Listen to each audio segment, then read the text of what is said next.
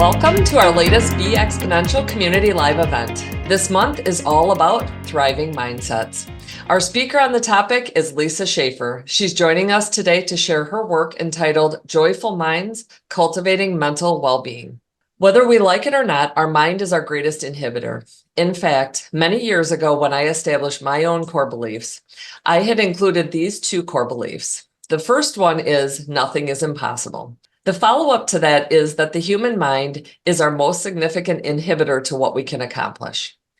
Did you know that people over the age of 60 are significantly happier than those that are in their 30s? Women are actually less happy with the outcome of their family life in spite of being more focused upon it. The data also tells us that women have higher levels of anxiety. In fact, 9 out of 10 women in the US are experiencing work-related stress that's impacting their overall happiness. However, research also suggests that older adults may have enhanced emotional regulation capabilities and higher levels of overall happiness as compared to young adults. So breaking this down, aging is an inescapable reality for all of us, unfortunately. As we age, our brains will produce more negative emotions, but thankfully, our life experience gives us better emotional regulation capabilities. I have the pleasure of introducing my dear friend, Lisa Schaefer. Each of you can read her impressive bio as a certified John Maxwell speaker and coach. She spends a lot of her time sharing her passion about creating culture in organizations and helping people shine. So Lisa, thank you so much for spending your time, which is obviously your most valuable resource. Is there anything I missed on your resume that you'd like to share before we dive in? I think you've got it pretty much covered, Jen. I appreciate, again, all the kudos and the quick introduction and love the statistics. I mean, excited to be able to share today a little bit about some steps we can do to improve our mindset to move past some of that negativity. So thanks for sharing those stats. And again, one of the things that we talk about in Mental Health Awareness Month, as a former school counselor and as a former, basically person who has worked with individuals who have experienced alcohol, drug issues, as well as just some stress factors, anxiety. One of the things that we all have in common is we have the core need for relationships. And so the one happiness factor, the joy factor that I would encourage all of us to really look at is, who do we have in our network that can continue to support us, can, again, sometimes be our reality therapist, can ask us, how are you doing and what can I do to support you? Those relationships become essential to be able to increase our level of happiness, joy, and success. One of the biggest things I love to tell people is to do it afraid. And fear and joy are the two emotions that we make all of our decisions around. And so many times people have that debilitating anxiety, like, I could never have done that.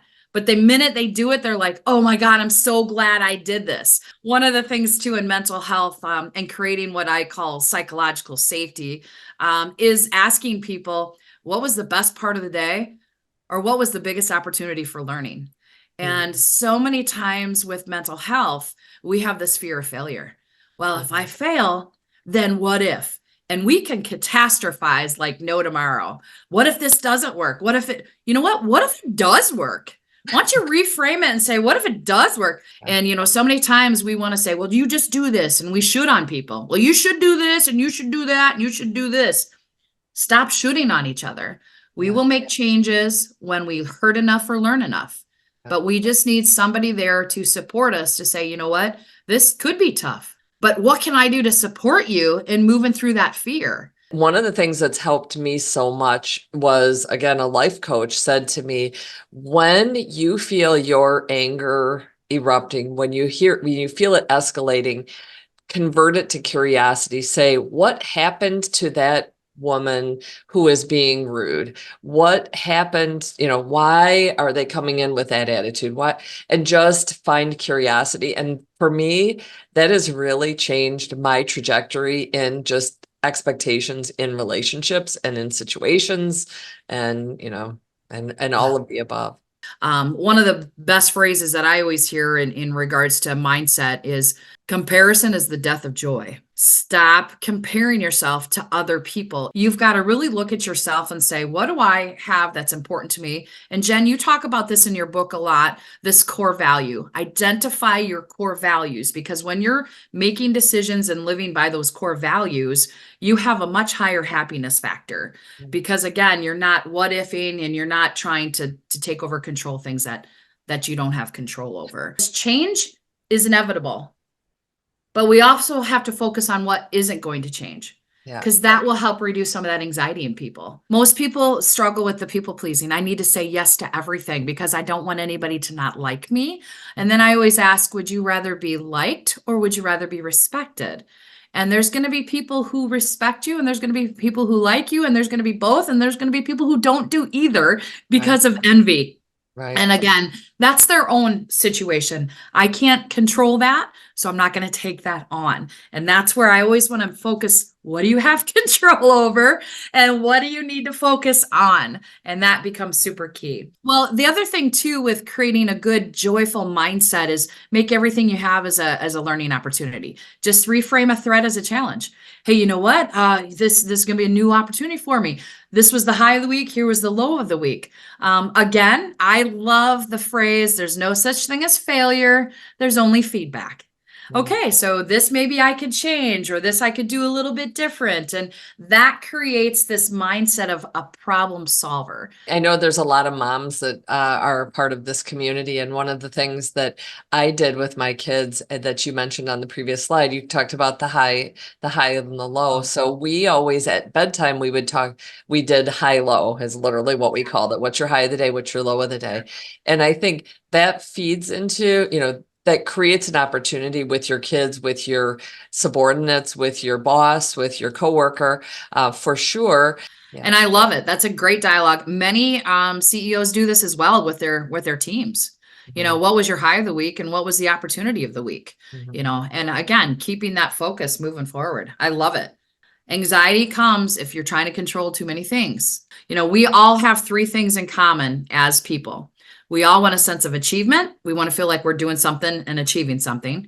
We all want an affiliation with something bigger than ourselves, greater than ourselves, or again, feeling like we have some purpose with the affiliations that we have. And the third thing is we want to be able to make decisions for our own ability. So we all want to have this sense of personal control. So focus on those thoughts and energy pieces that you can influence. Look at those solutions and maybe what are some of those goals that you can have, and always ask who can help me. I know for me, I don't people please. I don't want to disappoint people.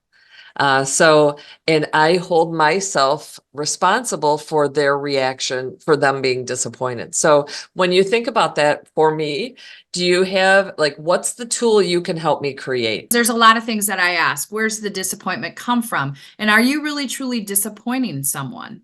Do you have that much control over somebody else's emotion? Maybe I need to ask them where their disappointment's coming from. All disappointment is they had an expectation here and reality was here. And this is disappointment. So were you clear on what your expectations were? Were they clear on what their expectations were with you? Many times we overcommit and we say yes to so many things. Okay, so the rule of thumb is this. Every time you say yes to something, you're saying no to something else. So is that no more important than this yes? And some people are like, I have to say yes to everything. You can say yes to everything, but then let people know your capacity. Then that way you're not saying no, you're saying just not right now.